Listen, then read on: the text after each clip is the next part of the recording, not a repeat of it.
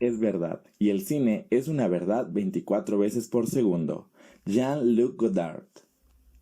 Buenos días, profesor y compañeros. El día de hoy nosotros les hablaremos del capítulo 2 del libro titulado Semiosis del cine digital de Raúl Roydin García Aguilar, el cual lleva por nombre Problemas de la significación de la imagen, representación y realismo. Nuestro equipo se conforma por Antonio Rivera Saúl, Arroyo Flores Marisol, Gaitán Calderón Suset, García Vargas Alejandra y su servidor Marco Antonio Delgadillo Álvarez. En este apartado, el autor nos habla de tres aspectos principales. El primero es la idea de la comunicación referencial. El segundo, las representaciones visuales de la realidad y las ficcionales. Y el tercero, los cruces que se dan entre las dos anteriores. Las tres se realizan con una idea más general, la idea del realismo.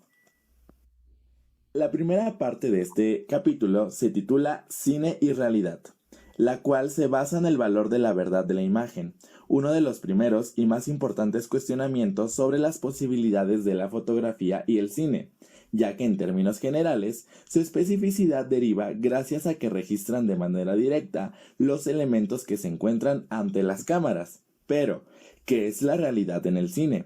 Para responder a esta pregunta, existen diferentes teorías sobre el realismo en el cine, que se basan en los mecanismos del medio para develar las relaciones entre los factores de la realidad, gracias a la técnica y mecanismos cinematográficos. El autor en el texto aborda dos posturas distintas para hablarnos de la realidad en el cine. En primer lugar, tenemos al teórico alemán Siegfried Kracauer y la del francés André Bazin. Ambos hablan sobre los usos de la imagen en el cine y sobre si el registro y la mostración de lo registrado son puros o si es el montaje, del cual hablaremos más adelante, y sus posibilidades expresivas el elemento clave para definir el cine.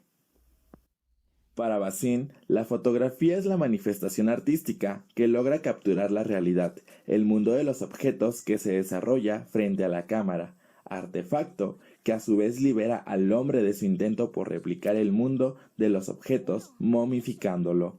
El cine además logra también atrapar el flujo del tiempo, entregando al espectador una realidad a la que para ser totalmente real solo le falta hacerlo. Bazin, 1958-1990. Pero no de los que quitan la ropa a la gente porque sí. ¿Y entonces de cuáles?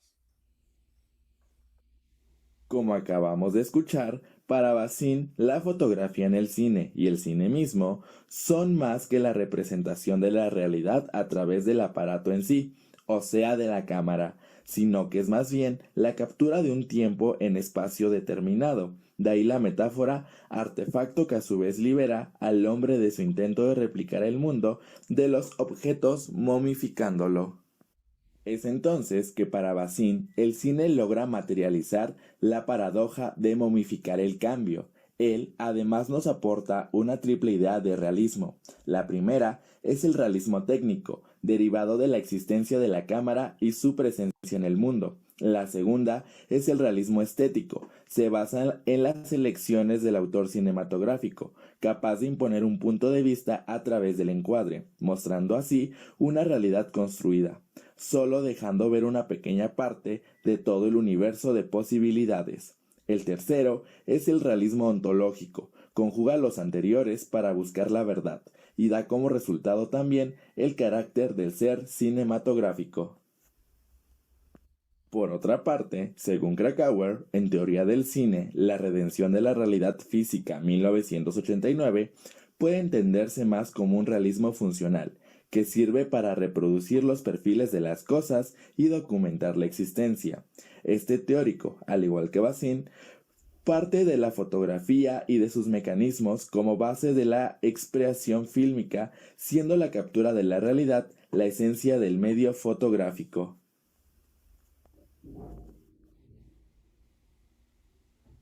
Kracauer pone en el mismo nivel lo estético y lo utilitario, dejándose llevar por la idea de que lo útil se asocia con la calidad y fija la finalidad de la fotografía en el registro y visualización del mundo real. Sin embargo, más que la captura de la realidad física, encontramos en la cámara un artefacto capaz de dar cuerpo perceptible a fragmentos de la realidad. siendo la fotografía misma o la pantalla en donde explota el movimiento como principio estético distintivo del cine, gracias al registro de lo real y de sus cualidades dinámicas. Es así como llegamos al campo imagen-pantalla. Porta la realidad capturada y da al hombre la oportunidad de ver su perpetuo paso por el tiempo, ya que nunca volverá a presenciar de forma física lo vivido, y está destinado a solo verlo a través de una pantalla. Para ambos autores, nace la relación hombre-imagen en el cine, mientras que para Bazin la intención es hacer presente al hombre en ella, para Krakauer es distanciarlo de la imagen misma. La realidad que presenta la imagen fotográfica del cine depende no solo del registro del mundo, sino de la forma en que el hombre se relaciona con éste desde la creación, captura o desde el contacto posterior con la imagen. Y es aquí donde se comienza a abordar o a pensar en la distinción entre el cine real y el cine de ficción, siendo el primero una representación más fiel al mundo real que conocemos, y el segundo una representación de lo creado a través del contacto posterior de la imagen o postproducción, imaginando cosas, lugares y acciones totalmente ajenas a lo que se cree que es real. Para ambos teóricos, la imagen es para el hombre, ya que es él quien la produce e interpreta. Más que un acercamiento a la realidad general, se trata de un reflejo de lo que el hombre cree real, siendo Bazin quien se aproximará más a esta definición, ya que él incluye para producir emoción y pensamiento es la finalidad del cine para el hombre. Entonces, para concluir este primer apartado, decimos que la realidad es subjetiva a lo interpretado por cada espectador en función de qué tanto se parece a la imagen, a su mundo vivencial y complementada con su experiencia. El segundo apartado de este capítulo se titula El cine y las ideas de referencia y representación a través del cine persiano. En este apartado se trata de distinguir las cualidades del cine para reflejar el universo de lo tangible y para crear imágenes realistas que no pertenecen a este. Las imágenes fotográficas, que permiten la existencia del cine, son un registro de los objetos en el entorno de la cámara. El medio fílmico es capaz de capturar, pero también de crear. El medio fílmico posee una dualidad característica, ya que también es capaz de crear historias y personajes, poniendo ante los ojos del espectador construcciones de sentido limitadas, solo por la imaginación de quien las materializa a través de escenografías, caracterizaciones, trucos de cámara y juegos de montaje. El registro que pretende objetividad y pureza y el cine más fantasioso o efectista hacen que quien observe la pantalla tenga la posibilidad de hacer presente para ellos una realidad posible. Objetos conocidos por todo hombre o toda persona o ser humano porque se ha conocido anteriormente. Por otro lado, si encontramos objetos que no pertenecen a este mundo y fueron creados meramente por ficción, no sabríamos qué son realmente. Por ejemplo, las varitas mágicas o los sables de luz en las películas de Star Wars, que si no fuera por la explicación dentro de los propios filmes, no sabríamos ni siquiera sus nombres. Es entonces que llegamos al referente o referencia, siendo el primero el objeto real al que alude el signo, y el segundo involucra objetos y situaciones posibles del mundo real, que si bien Peirce no abordó de forma extensa, puede entreverse en su definición de signo, la cual podemos ver a continuación. Con esto, Peirce ha creado bastantes polémicas, ya que para él todo puede considerarse un signo, olvidando que la integración del signo se produce como un proceso de atribución de sentido, en el que las relaciones entre otros signos nos permiten conocer e interpretar nuevos sucesos, objetos y signos. Pensar en referentes no como existentes, sino en lo referencial como función, la referencialidad es una relación que involucra un objeto físico o mental que se remite a otra cosa.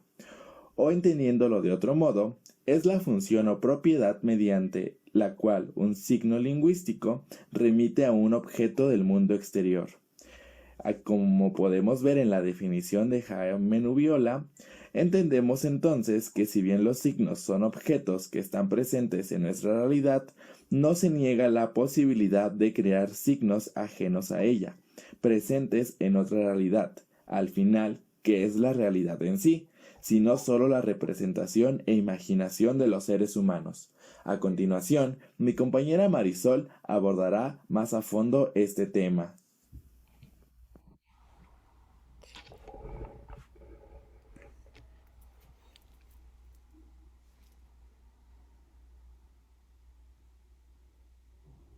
Todo pensamiento se contiene en signos y los signos se definen porque funcionan como elementos en un proceso de mediación que pone al mundo al alcance de nosotros, los denominados intérpretes. Según Peirce, la creación de estos signos es relativa, ya que lo que realmente se crea son relaciones nuevas con las que nosotros, los intérpretes, explicaremos las situaciones y objetos que desconocíamos. Pensar en signos, es decir, la semiosis, es parte de la semiótica, la cual constituye la teoría de esa experiencia cuyos componentes son el representamen, el objeto y el interpretante. El signo recibe el nombre técnico de representamen, que es una cualidad material que está en el lugar de otra cosa, su objeto, de modo que despierta un signo equivalente o más desarrollado para el interpretante. Este aclara lo que significa el representamen y a su vez representa el mismo objeto. Peirce empareja el signo con el representamen. Es decir, se trata del elemento que permite relacionar un objeto con una representación de éste en la mente de la persona que lo interpreta, aunque lo que realmente se crea son relaciones nuevas entre signos ya conocidos por la persona que lo interpreta. El objeto. Siguiendo la definición de Peirce, el signo está dado por su objeto. Por ello puede interpretarse que de los signos de los que se habla remiten a la idea generada en la mente de quienes los interpretan, y los dota de la validez para la explicación del mundo. El término representación se aplica cuando una palabra representa una cosa para el concepto que está en la mente del oyente. Un ejemplo sería la palabra abogado, quien representa a sus clientes ante el juez y el jurado en quienes influye. Para este caso, Peirce se refiere a un único objeto que corresponde a un signo. Sin embargo, cuando tenemos un signo como una frase, la cual puede tener varios objetos, se le denomina objeto complejo, ya que si observamos la oración el gato está en la casa, vemos que el gato sería objeto 1 y la casa sería el objeto 2. Peirce distingue dos objetos del signo, el objeto dinámico y el objeto inmediato. El objeto dinámico tiene una existencia independiente respecto al signo que lo representa, pero para que el signo pueda ser representado, este objeto debe ser conocido para el intérprete. El objeto inmediato es el objeto tal como es representado por el signo mismo, y cuyo ser es, entonces, dependiente de la representación de él en el signo. Intérprete. El interpretante es otra representación que se refiere al mismo objeto que el representamen. Puede asumir diversas formas, como la de signo, que puede equivaler a un signo de otro sistema semiótico, como en esta imagen del perro, o a otra definición construida en el mismo lenguaje, como podemos ver en esta definición del perro. Intérprete inmediato. Permite relacionar un signo con un objeto sin considerar una situación comunicativa concreta en la que dicho signo aparezca. Interpretante dinámico. Es el efecto particular que un signo provoca en la mente de un intérprete, en una situación concreta de una enunciación a un contexto determinado de utilización. La suma del objeto dinámico, el objeto inmediato y la configuración del fundamento del signo hacen pensar en un proceso de semiotización que se lleva a cabo en una de dos posibilidades cognoscitivas, ya sea por el mundo tangible o crear signos para atribuirles cualidades tangibles o abstractas. De hecho, de acuerdo con Rivas, el proceso de semiotización se podría distinguir entonces en dos direcciones, una generadora de signos y la otra generadora de semiosis. Es así como encontramos en este gráfico la dirección de los procesos de representación de acuerdo con el tipo de signo. En primer lugar, aparece una doble direccionalidad entre el interpretante y el objeto, y el interpretante y el representamen, con el fundamento del signo colocado entre las flechas que unen sus componentes y emparejados con este en la línea con el representamen. En segundo lugar, el esquema aparece la semiotización de la representación inicial señalada por Rivas como A, generadora de signos, En este caso, la dirección se da en el sentido objeto real, objeto dinámico, fundamento, representamen. La flecha no entra en contacto con el interpretante, ya que, como lo menciona Rivas, el fundamento se funde con el signo o representamen. En segundo lugar, en el esquema aparece la semiotización de la representación indical señalada por Rivas como A, o generadora de signos. En este caso, la dirección se da en el sentido del objeto real o dinámico, fundamento o representamen, signo u objeto inmediato. No obstante, como vemos en el tercer esquema, el B, generadora de semiosis, el signo es un objeto existente en la realidad simbólica, y en la representación simbólica, la unión de un signo y un objeto, que también es un signo, es generada por una idea o un interpretante que los une. Bueno, ahora es el turno de hablar acerca del cine en clave persiana a partir del signo. El autor de este libro se basa principalmente, al menos en este capítulo, en Peter Wallen, quien fue un analista y un escritor acerca de todos estos libros sobre análisis cinematográfico a partir de sus signos e interpretaciones, ya que propuso un enfoque semiótico precisamente derivado de Peirce, que veremos particularmente en el capítulo 3. Toma como base la clasificación de signos a partir de las clases de representaciones. Pero antes de hablar de las clases de representaciones, hablaremos primero de la división de los signos. Hay 3 tipos de signos, o al menos se clasifican en 3. Un signo es un cualisigno, cuando es de la naturaleza de una apariencia. Un sinsigno, cuando es un objeto individual o un acontecimiento. Y un legisigno, cuando es de naturaleza de un tipo general. En el legisigno se pueden encontrar algunos tipos de signos, o símbolos por así decirlo, como por ejemplo está el signo de amor y paz, la cruz de la Iglesia Católica, y entre otros, que son de conocimiento general.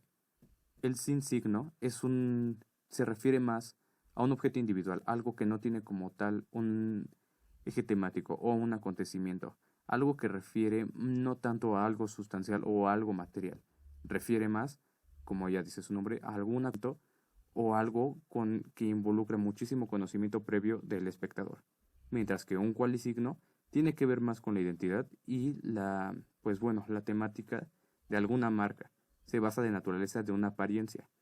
Eso también representa o requiere gran cantidad de conocimiento previo del espectador o del interpretante, pero más que nada del interpretante en cuanto a su cultura.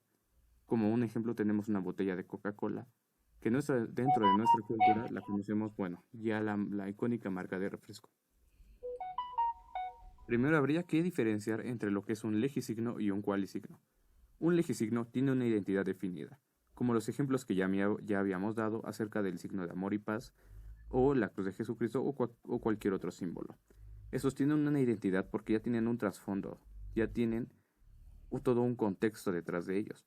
Un cualisigno no lo tiene, ya que, como habíamos visto anteriormente, pues un cualisigno que requiere forzadamente de una apariencia, de la naturaleza de una apariencia.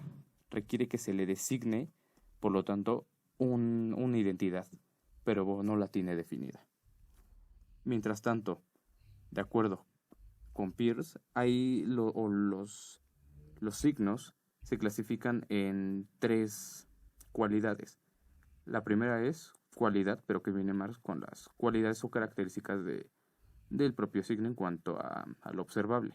El segundo es un hecho y el tercero es general, cualidades generales. Según la clasificación de Peirce, existe una primeridad, segundidad y terceridad en cuanto a la clasificación de los signos.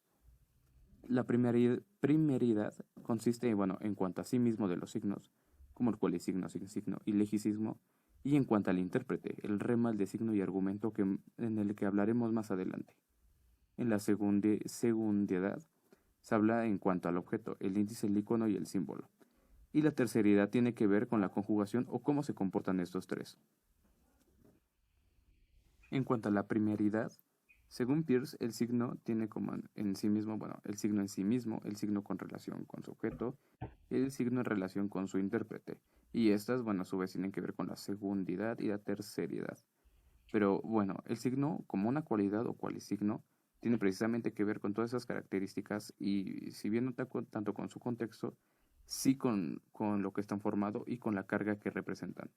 La carga cultural o interpretativa frente, al intérprete. Y bueno, adelantándonos, podemos definir que es un... Ahora, adelantándonos en cuanto a la segundidad, tenemos el rema, el designo y el argumento.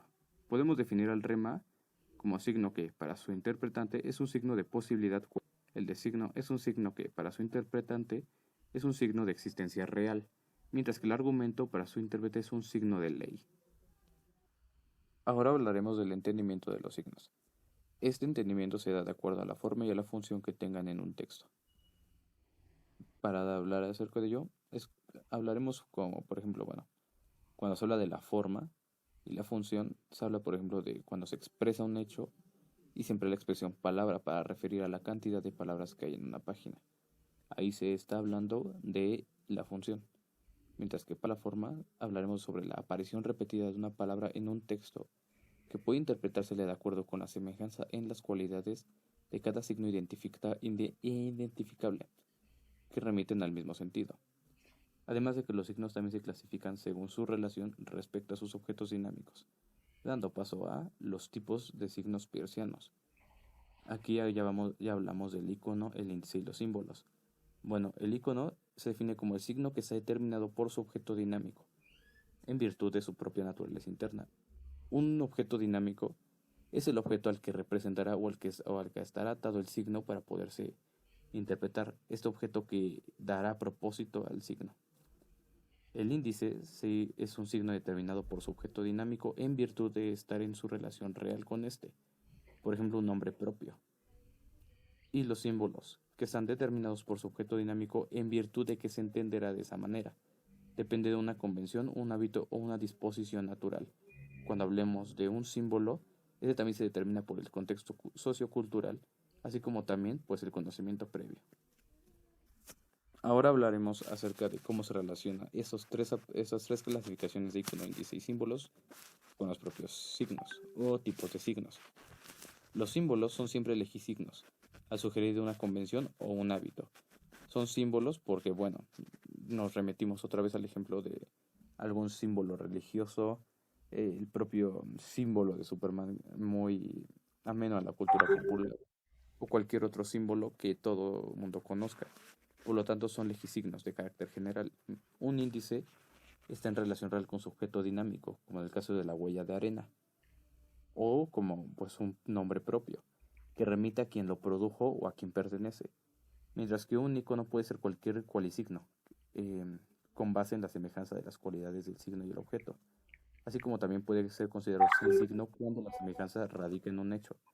Tal es el caso de los diagramas.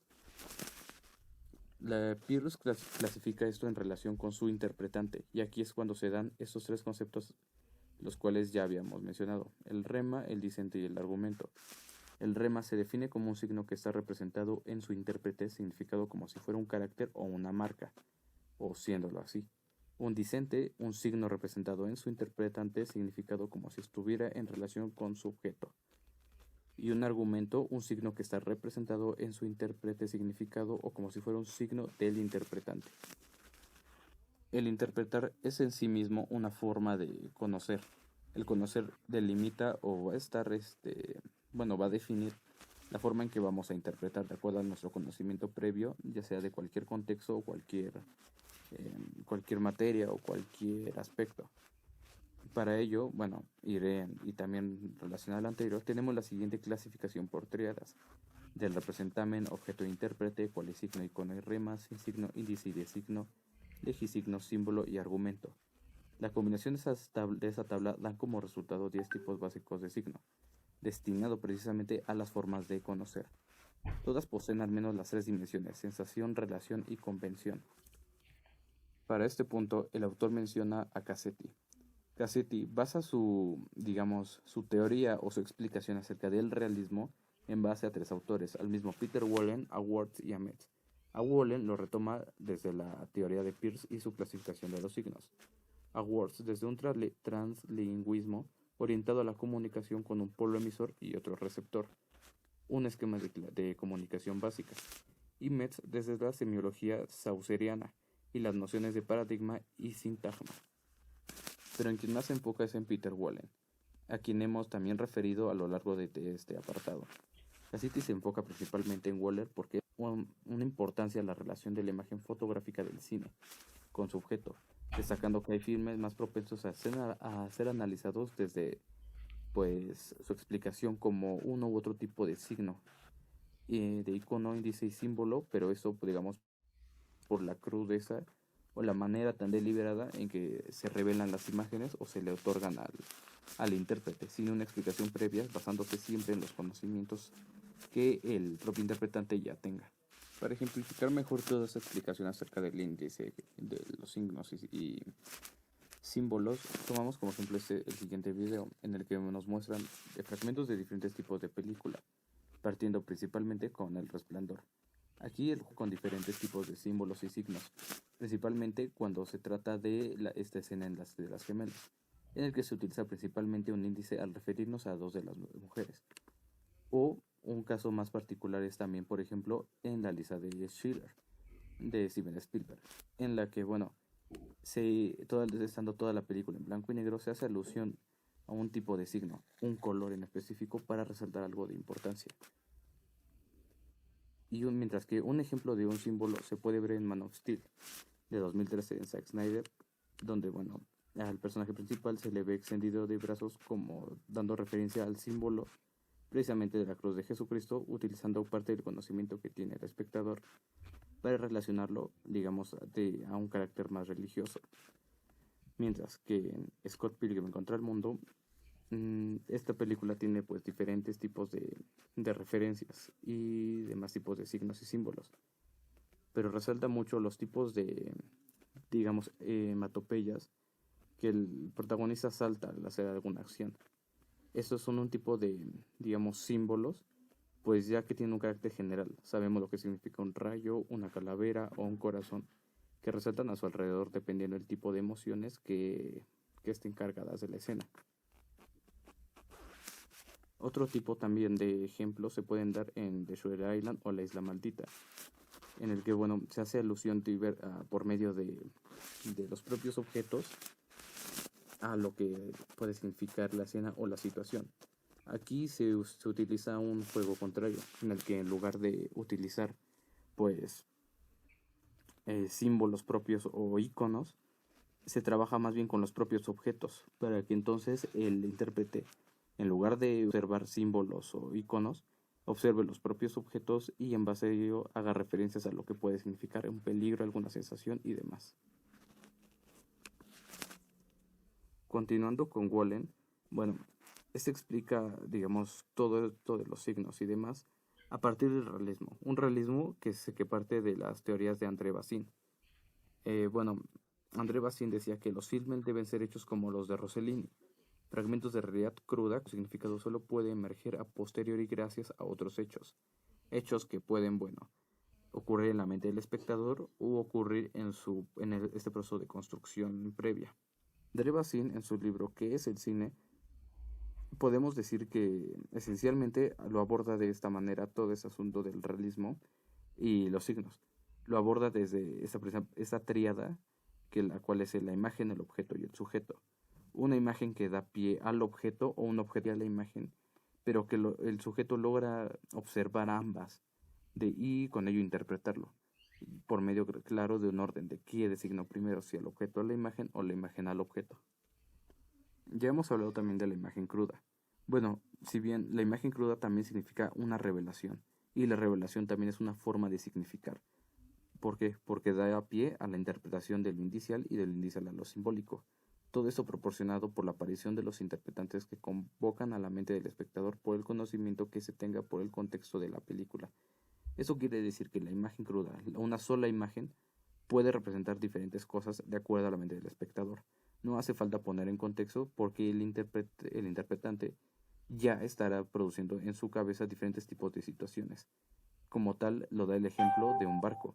Un barco puede ser dibujado o puede ser fotografiado y mostrárselo al espectador sin un contexto previo. Entonces el espectador puede, pues, imaginar qué será con ese barco, si se viajará por placer, por aventura o por trabajo. Lo mismo pasa con un caballo. En este caso, el caballo es el objeto.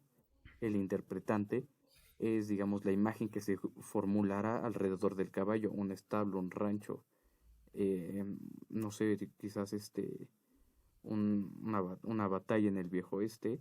Y bueno, el nombre de cabal índice sería el representamen. Sería el índice, sería el nombre que le estaríamos dando a todo este, digamos, proceso o asimilación alrededor del objeto del caballo. Para una definición más clara, podemos entonces decir que el objeto es la porción de la realidad a la que se le accede a través del signo. La cosa, aquella cosa que se va a interpretar o se construirá una realidad alternativa a partir de ella. El representamen es la representación de ese algo. El mundo simbólico, esa realidad alternativa. El representamen es el aspecto del objeto que podemos conocer, nunca el objeto total. Y mientras que el interpretante se relaciona con los conocimientos y saberes de una persona o cultura. Todo el conocimiento previo que, bueno, hará que este mundo simbólico cobre, digamos, importancia o cobre, digamos, significado.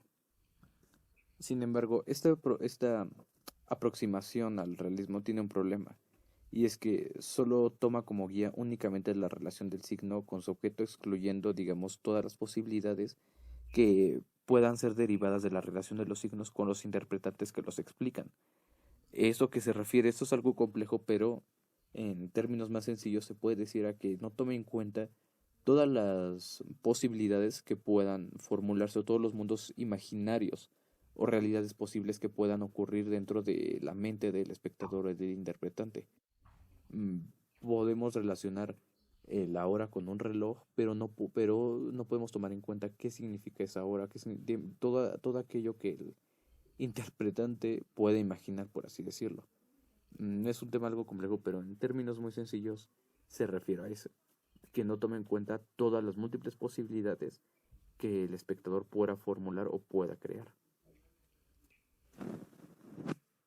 Por su parte, los símbolos en el cine, los símbolos en el cine no solo están presentes, en los signos verbales o en las pretensiones simbólicas de sus autores. Lo simbólico también delimita el cine en cuanto a forma de conocimiento de aproximarse a realidades posibles.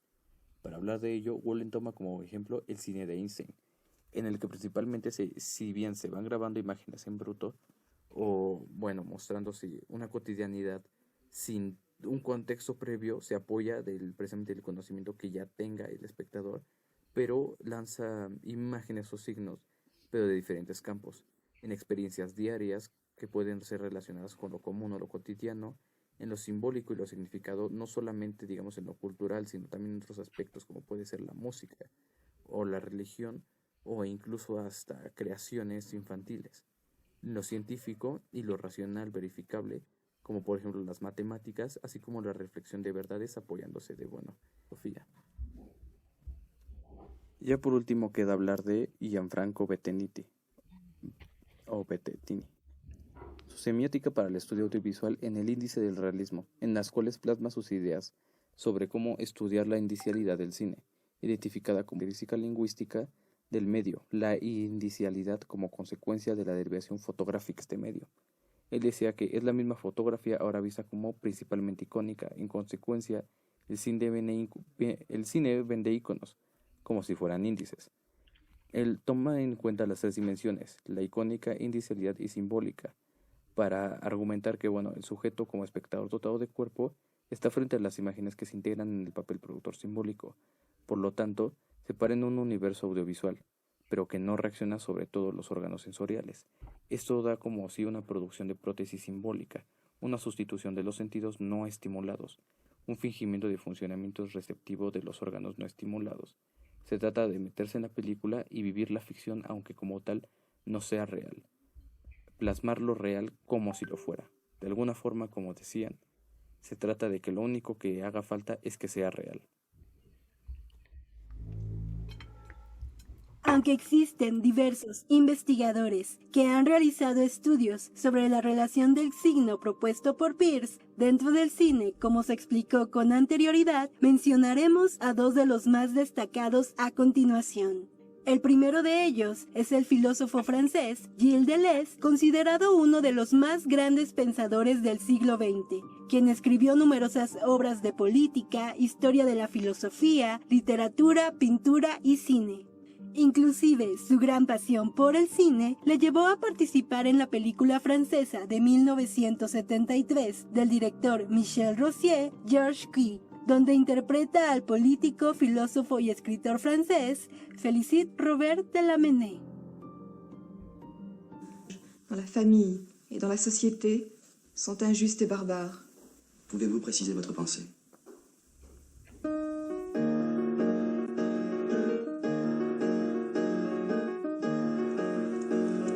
Elle fait galoper sa jument comme si le diable était dessus.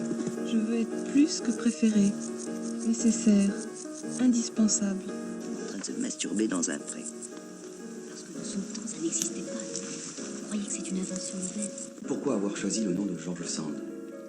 Ma belle-mère ne voulait pas d'une écrivain. Je suis bien contente d'avoir pu choisir mon nom.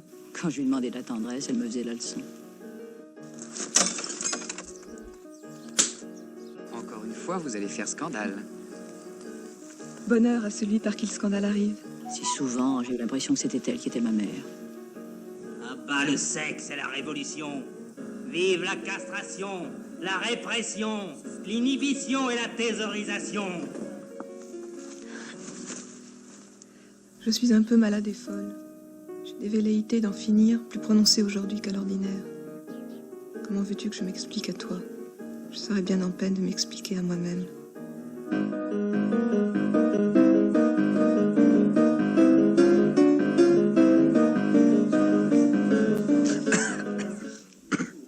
Voyez, nous sommes prêts pour nous entendre. Deleuze, en lugar de utilizar los signos de Peirce para clasificar los componentes fílmicos, se basó en la teoría de dicho autor para a partir de ella crear su propia interpretación. De acuerdo a Roger Dawkins, en los estudios de Deleuze encontramos similitud con los signos propuestos por Peirce, pero esto se debe a que hay una coincidencia en la forma de concebir la apropiación de sentido en el transcurso de la experiencia. La importante aportación de Deleuze es que realiza un análisis del cine desde distintas perspectivas, como un proceso con múltiples presencias. Por ejemplo, haciendo una distinción entre hecho fílmico y hecho cinematográfico. El hecho fílmico consiste en expresar la vida, ya sea la vida del mundo cotidiano o la vida del espíritu, la de la imaginación, que también puede entenderse como la vida de los seres y de las cosas, por medio de un sistema determinado de combinación de imágenes. Mientras que el hecho cinematográfico es poner en circulación entre grupos humanos una serie de documentos, sensaciones, ideas, sentimientos y materiales ofrecidos por la vida y puestos en forma por el filme.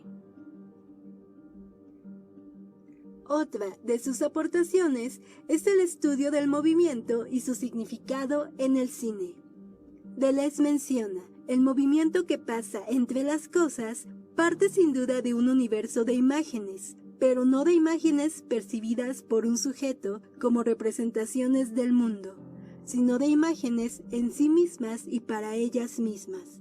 Estas imágenes inmanentes son movimientos, acciones y reacciones que no dependen de la conciencia humana. La imagen no es originariamente algo que se ve, que se perciba o que se piense, sino más bien algo que se mueve. Si je dis, vous qui faites du cinéma, qu'est-ce que vous faites? Je prends une définition aussi puérile, donc accordez-la-moi, il y en a sûrement d'autres et de meilleurs. Je dirais, vous, ce que vous inventez, c'est pas des concepts, c'est pas votre affaire.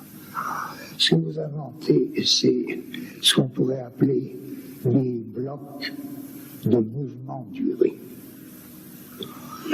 Si on fabrique un bloc de mouvement de durée, peut-être que c'est qu'on fait du cinéma. Remarquez, il n'y a pas question d'invoquer une histoire ou de la récuser. Tout a une histoire. La philosophie aussi raconte des histoires. Elle raconte des histoires avec des concepts. Le cinéma, je pense, mettons, supposons qu'il raconte des histoires avec des blocs de mouvement duré. Je peux dire que la peinture invente. Elle, c'est un tout autre type de bloc. C'est ni des blocs de concept, ni des blocs de mouvement duré, mais supposons que ce soit des blocs de lignes couleurs. La musique invente un autre type de bloc très très particulier. Bon. Mais je dis dans tout ça, la science, elle est non moins, vous savez, la science, elle est non moins créatrice. Hein. Je vois pas tellement d'opposition entre les sciences, les arts, tout ça. Sin embargo, las bases de la semiótica de Deleuze parten de las categorías en el cine propuestas por Peirce. Deleuze las llama imagen tipos del cine, las cuales se dividen en las siguientes: imagen-afección, imagen-acción e imagen-relación. Imagen-afección hace referencia a todo lo que existe, no como una cosa real, sino como una cualidad, una impresión visual. Dentro del cine, esto sería solo un efecto óptico. Estas imágenes tienen como características primordiales su potencialidad y cualidades para crear sensaciones y emociones, las que aparecen una vez que se encuentra relación con otros signos. En palabras de Deleuze, la imagen-afección no es otra cosa que el primer plano, aunque esto también se adecúa al primer plano de cualquier objeto o zona corporal. Y no se trata de que el primer plano sea el encuadre perfecto para tratar al rostro. El rostro por sí mismo es el primer plano. Primer plano y rostro son el afecto y la imagen-afección, ya que a un rostro generalmente se le formulan dos clases de preguntas: ¿en qué piensas? O bien, ¿qué pasa? ¿Qué tienes? ¿Qué sientes? ¿O qué estás experimentando? De aquí proviene la cualidad del primer plano para crear emociones y sensaciones. De acuerdo a Deleuze, aunque aparentemente la característica del primer plano es que nos presenta un objeto parcial separado de un conjunto del que formaría parte, esto no es así. En realidad, el primer plano no tiene nada que ver con un objeto parcial, porque lo abstrae de las coordenadas espaciotemporales, es decir, lo eleva al estado de entidad. El afecto entonces es la entidad, la potencia o la cualidad. Es un expresado. El afecto no existe independientemente de algo que lo expresa, aunque se distinga de él por completo. El expresionismo en el cine muestra la importancia del uso del primer plano como creador de emociones, combinándose con el juego intensivo de la luz y lo opaco. Esta combinación provoca la sensación de la caída de los protagonistas a las tinieblas o su ascenso a la luz. Imagen-acción. Se trata de objetos reales en espacios reales. Este es el dominio del realismo.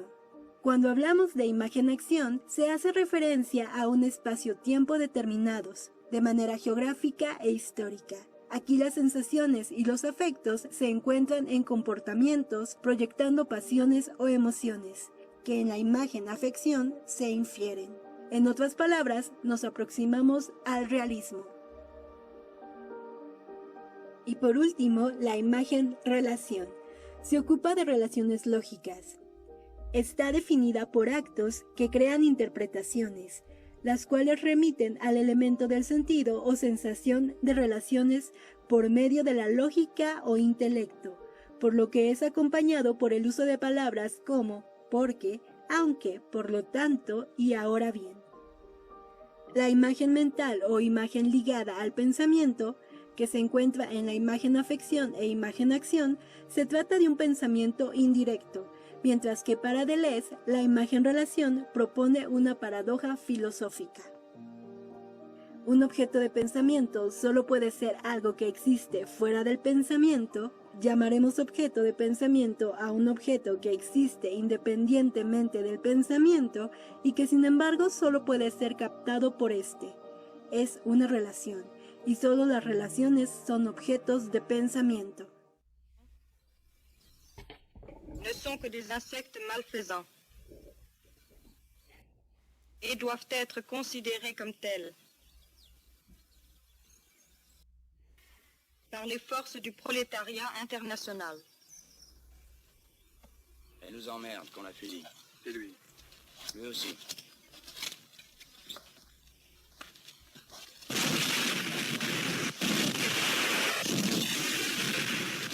Michel-Ange.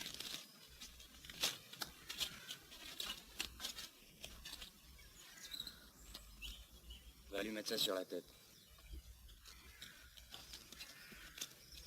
J'ai peur qu'il n'ose pas tirer.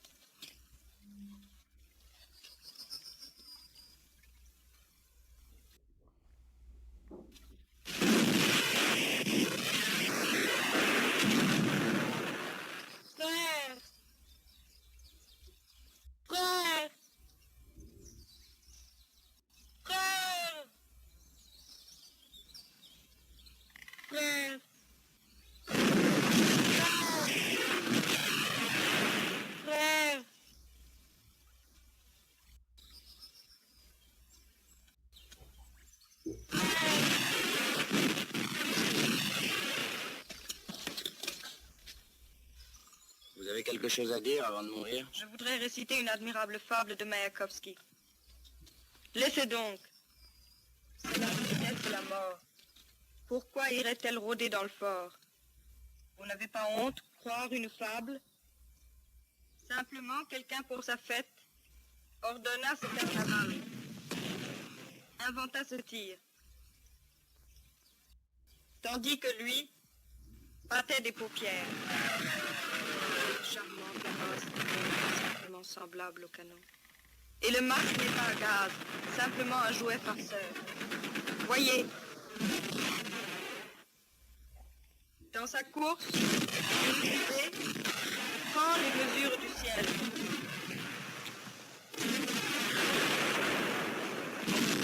La mort aurait-elle cette grâce de glisser sur les parquets des cieux? Ah, ne dites pas le sang d'une blessure. C'est odieux.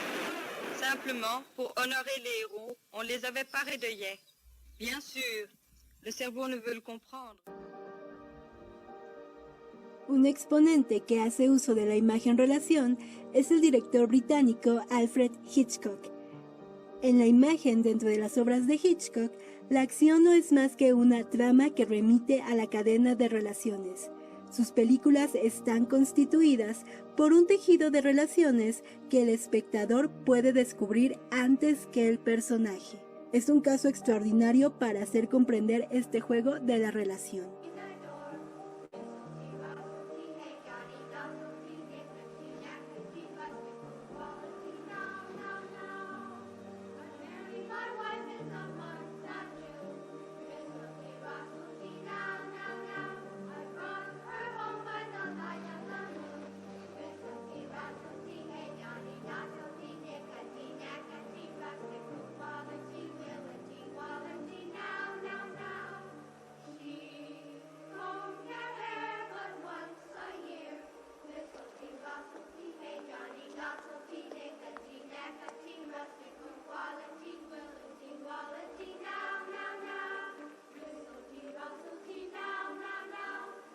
Children, now please put your songbooks away, then stand up alongside your desks. We'll go out to recess as soon as everybody gets ready.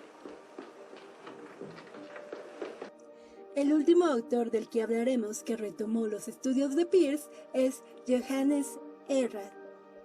Johannes Erhard menciona como principal crítica a sus predecesores que existe un sesgo dentro de sus investigaciones, hacia un signo en particular al que se supone como el principal en el cine. Para Erhard no hay signos icónicos porque el signo icónico no es un concepto discriminante, todo es icónico. Lo específico del cine no es reductible a una característica, sino a varias ligadas directamente con la primera categoría. En el cine hay signos solo porque lo interpretamos como un entramado de sentido, y los signos que encontramos están presentes como posibilidades abstractivas de este entramado. En concordancia con esta idea, en el cine las imágenes y sus componentes son potencialidades sígnicas, cualidades, sensaciones, texturas, incluso en niveles más complejos, las formas del cine se refieren en primera instancia a sí mismas. Además, el cine es un entramado de sentido aislado de la realidad de la experiencia continua. Somos conscientes de que es una construcción, un objeto de sentido y lo interpretamos en consecuencia. El cine no es más que un conocimiento general sobre una experiencia particular orientada a sorprendernos.